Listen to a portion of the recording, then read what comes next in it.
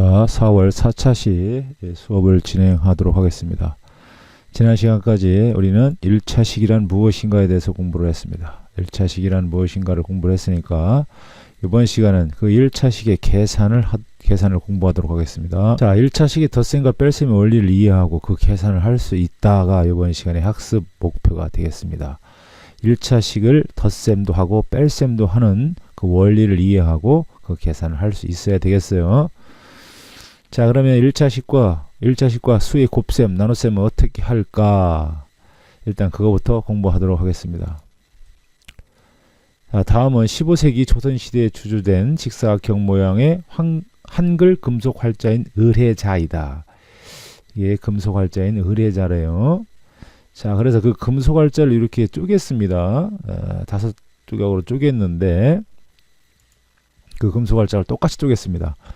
자, 가로의 길이를 이만큼 쪼개고요. 세로의 길이가 얼마인지 모르지만 x라고 했습니다. 자, 그렇게 똑같은 것이 지금 몇 조각이 있냐면 5조각이 있습니다. 자, 그럼 가로를 요 5조각을 다 붙여봤어요.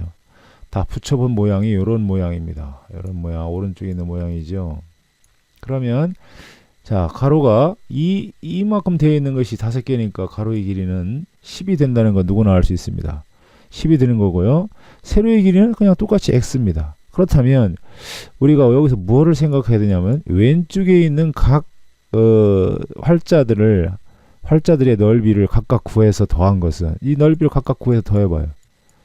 각각 더한 것은 오른쪽에서 합한 활자의 금속 활자의 넓이하고 같을 수밖에 없는 거죠. 그럼 하나의 넓이는 얼마입니까? 직사각형이니까 가로 곱하기 세로죠. 그러니까 하나의 넓이는 2x가 됩니다. 그러면 얘도 2x, 얘도 2x, 얘도 2x, 2 곱하기 x죠. x 곱하기 생략되어 있습니다. 얘도 2x입니다. 그러면 얘가 이렇게 다 더한 거예요. 2x 더하기 2x 더하기 2x 더하기 2x. 그 다음에 얘는 가로가 10이고 세로가 x니까 곱하면 10x가 돼야 돼요. 자, 그럼 왼쪽에 2x 더하기 2x 더하기 1을 2x를 5번 더한 것이나 요 오른쪽에 있는 10x나 결과가 같아야 되지 않겠습니까? 넓이가 같아야 되니까. 아하, 이제 봤더니 우리가 이거를 계산할 때 보니까 자, 우리가 2x가 지금 몇 번 더해져 있습니까? 2x가 5번 더해져 있네. 그러니까 얼마입니까? 2x 곱하기 5 한 것이 결국 뭐하고 똑같다? 10x하고 똑같다. 이렇게 대답할 수가 있죠. 그렇죠? 자, 그러면 얘가 10x가 나왔다는 것은 이제 보니까 아하, 얘 2x하고 5를 곱할 때 요 앞에 있는 숫자 2 곱하기 5하고 뒤에 문자를 이렇게 붙여서 계산한 결과하고 똑같구나 라는 생각을 우리가 쉽게 할 수가 있게 되는 거죠. 자, 그런 것들에 대해서 이번 시간에 공부를 하는 겁니다. 예. 자, 그렇다면 단항식, 지난 시간에 배웠죠. 항이 하나 있는 걸 단항식으로 했습니다. 2x라는 단항식과 3이라는 단항식이 있어요. 이거의 곱셈은 교환법칙과 결합법칙을 이용해서 다음과 같이 할 수 있다. 이렇게 얘기했습니다. 그러면 과연 선생님 뭐 어떻게 하는지 한번 선생님과 같이 해볼까요? 자, 우리는 곱셈 기호나 나눗셈 기호를 생략할 수도 있어야 되겠지만 다시 넣을 수도 있어야 되겠습니다. 자, 이 x에 뭐가 생략되어 있었죠? x가 생략되어 있었죠. 그럼 여기 뭐라고 씁니까? 2 곱하기 x 곱하기 3 이렇게 쓸 수가 있죠. 그렇죠? 자, 그렇다면 우리는 곱셈에서는 교환법칙이 성립하죠. 3, 40이나 4, 30이나 똑같은 거니까 요 x하고 3하고 자리를 바꿔요. 그러면 어떻게 됩니까? 2 곱하기 3 곱하기 x 이렇게 되죠. 자, 이렇게 자리를 바꿨으니까 얘는 뭐가 됩니까? 얘는 뭐가 돼요? 그렇죠? 얘는 곱셈의 교환법칙이라고 할 수가 있겠죠. 곱셈의 교환법칙이 성립하는 겁니다. 자, 그 다음에 이렇게 했다면 이제 우리는 요 2하고 3하고 이렇게 먼저 곱할 수 있습니다. 가로를 쳐서 이런 걸 우리는 뭐라고 한다고 했습니까? 덧셈에서도 했었죠. 그렇죠. 덧셈의 교환법칙이라고 했는데 이번에 곱셈이니까 뭐라고 한다? 네, 그렇죠. 곱셈의 결합법칙이라고 한다. 자, 그러면 가로를 쳤으니까 가로를 먼저 계산하려고 친 거 아니겠습니까? 가로를 쳐서 계산한 결과는 얼마예요? 3이 6, x 이렇게 해야 되는 겁니다. 즉 우리가 왼쪽에 있는 2x 곱하기 3이라고 하는 결과는 6x가 나오는 것이다. 그 하는 방법은 이런 식으로 숫자는 앞에서 곱하고 뒤에 문자를 붙여서 계산한 결과가 같다. 이렇게 되는 것입니다. 자, 그러면 여기를 보겠습니다. 자, 3x 곱하기 마이너스 4. 이것도 마찬가지죠. 여기 뭐가 생략되어 있습니까? 3x에. 그렇죠. 3 곱하기 x. 숨겨져 있는 건 반드시 한번 써보는 겁니다. 그 다음에 마이너스 4 이렇게 썼어요. 자, 곱셈에 대해서는 뭐가 성립한다고요? 교환 법칙이 성립한다고 했습니다. 그러면 3하고 숫자하고 먼저 이렇게 계산을 시켜서 이렇게 결합을 해가지고 뒤에 문자를 붙입니다. 이렇게 문자를 붙이면 계산의 결과가 어떻게 나와요?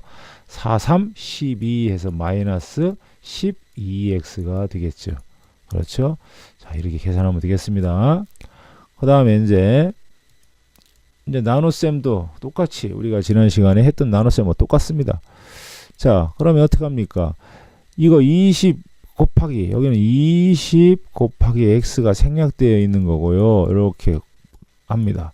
그럼 나누기를 뭘로 고친다고 했습니까? 네, 곱셈으로 고친다고 그랬죠. 대신 1분의 5입니다. 그 뒤에 있는 숫자의 역수를 곱해라. 그러면 1분의 5의 역수는 5분의 얼마입니까? 1. 이렇게 바꾸고 나니까 우리가 위에서 했던 곱셈하고 똑같아요. 그렇죠? 그럼 어떻게 하면 됩니까? 그럼 숫자를 앞으로 보내죠. 교환법칙 합니다. 20 곱하기 5분의 1 문자를 뒤로 보냅니다. 이렇게 보내고 나서 약분을 하죠. 5, 4, 20 그러면 얼마입니까? 4x가 되네요. 네, 쉽지 않습니다. 여러분들 눈으로만 봐가지고는 알 수가 없어요. 반드시 한번 풀어봐야 됩니다. 그 다음에 이번에는 2 곱하기 5x 플러스 4는 이렇게 지금 그림이 그려져 있는 것처럼 분배 법칙을 적용해서 괄호를 풀어줍니다. 즉 얘는 다항식이고요. 항이 두 개잖아요. 다항식이고요. 얘는 단항식입니다. 이럴 때는 무조건 전개를 해서 분배 법칙을 해서 전개하는 겁니다. 즉 괄호를 풀어주는 거예요. 그럼 어떻게 전개합니까? 5x에다가 2를 곱하고 그렇죠? 플러스입니다. 플러스 4에다가 뭘 곱해요? 2를 곱해가지고 2를 이렇게 두 번 분배해줘가지고 가로를 풀어주는 겁니다. 그렇다면 이것은 우리가 위에서 했던 공식하고 똑같죠? 숫자끼리 계산합니다. 2호 얼마? 10x 뒤에 4이 얼마? 8.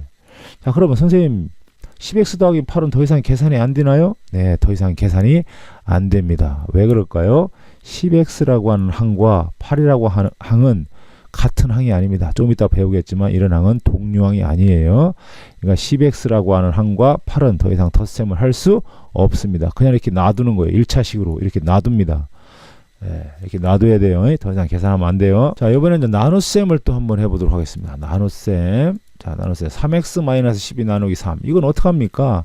예, 마찬가지예요. 3x-12라고 쓰고요. 뒤에 있는 나눗셈을 곱셈 기호로 바꾸고 1분의 3이었으니까 역수는 3분의 얼마입니까? 1 이렇게 해가지고 요 3분의 1을 한 번, 두 번 이렇게 분배를 해주는 겁니다. 똑같이 분배해 주는 거예요. 어디는 해주고 어디는 안 해주는 거 없습니다. 자, 그러면 어떻게 드릴까요? 자, 3분의 1을 먼저 써요. 교환법칙 성립하니까. 자, 3분의 1, 즉 어디에다가 3x라고 하는 항에다가 3분의 1배를 해주고 빼기 3분의 1, 요 빼기는 요 빼기 때문에 빼기예요. 3분의 1 어디에다가 12에다가 또 3분의 1배를 해줍니다. 이렇게 똑같이 곱해주는 것이 바로 분배법칙이라고 했어요. 자, 그럼 약분을 할 수가 있죠. 약분하면 얼마입니까? x입니다. 그렇죠? 얘는 약분하면 얼마예요? 4. 그래서 x-4 이렇게 계산이 되는 겁니다. 자, 우리가 요것도 분배법칙을 적용해서 계산할 수 있고 요것도 나누기를 곱셈으로 고쳐서 분배법칙을 적용해서 가로를 풀어줘야 된다. 어렵지 않습니다. 선생님 설명을 잘 들으면. 자, 두 번째 이제 동류항이란 무엇일까가 이제 나옵니다. 동류항이라는 거. 자, 동류항. 자, 오른쪽 그림과 같이 정리된 대수막대, 이런 게 대수막대입니다. 이렇게 직사각형 모양이 있는 것을 대수막대라고 해요. 자, 하나의 대수막대는 이렇게 x라는 대수막대가 있고 가로도 1, 세로도 1인 이런 1이라고 하는 대수막대가 있습니다. 이 대수막대는 여기는 얼마예요? 가로 세로를 한다면 굳이 여기는 얼마입니까? 여기가 1이고 뭐 여기가 당연히 어떻게 되겠습니까? x가 되겠죠. 가로 곱하기 세로가 x가 된 거예요. 자, 그런 대수막대가 x 같은 대수막대가 2개 있고 1이라는 대수막대가 3개 있습니다. 그럼 다음과 같이 이렇게 막 흩어져 있어요. 이렇게 대수막대가. 그럼 생각해 봐요.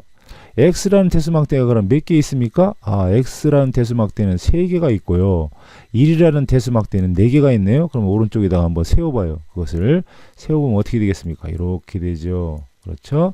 x라는 대수막대가 3개 있고 1이라는 대수막대가 4개 있다. 이걸 여러분들이 그렇게 그림으로 이렇게 세워놓을 수 있었다면 이 그림을 보고 식으로도 나타낼 수 있어야 됩니다. 그것이 이번 시간에 여러분들이 할 일이에요. 자, 이런 것들을 같은 종류끼리 이렇게 묶어놨죠. x라는 막대는 x 막대끼리, 1이라는 막대는 1이라는 막대끼리 이렇게 묶어놓는 것을 우리는 뭐라고 하냐면 동류항으로 정리한다. 자, 그래서 요 x라고 하는 대수막대는 같은 동류항이에요. 그 다음에 요 1이라고 하는 것도 동류항입니다. 네, 이렇게 동류항을 묶어서 찾아서 계산하는 것이 바로 1차식의 계산의 중요한 포인트입니다. 자, 그 다음에 그러면 2x 또는 7x와 같이 문자와 차수가 각각 같은 항을 우리는 뭐라고 한다고 했습니까? 곰방. 네, 동류항이라고 했죠. 뭐라고 한다고요? 동류항이라고 합니다. 동류항이라고 한다. 같은 류의 항이다. 자, 문자가 같잖아요. 숫자 앞에 있는 개수는 전혀 상관없습니다. 개수가 같아야 될 필요가 없고요.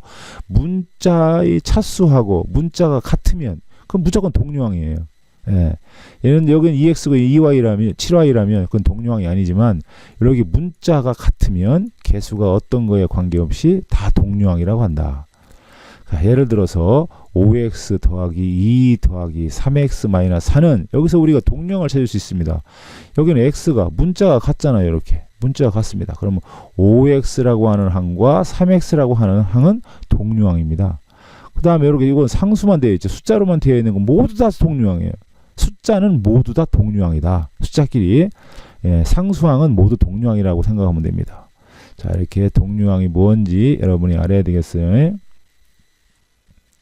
자, 그러면 우리가 이런 걸 한번 생각해 봅시다. 3x 더하기 4x라는 걸 생각해 봐요.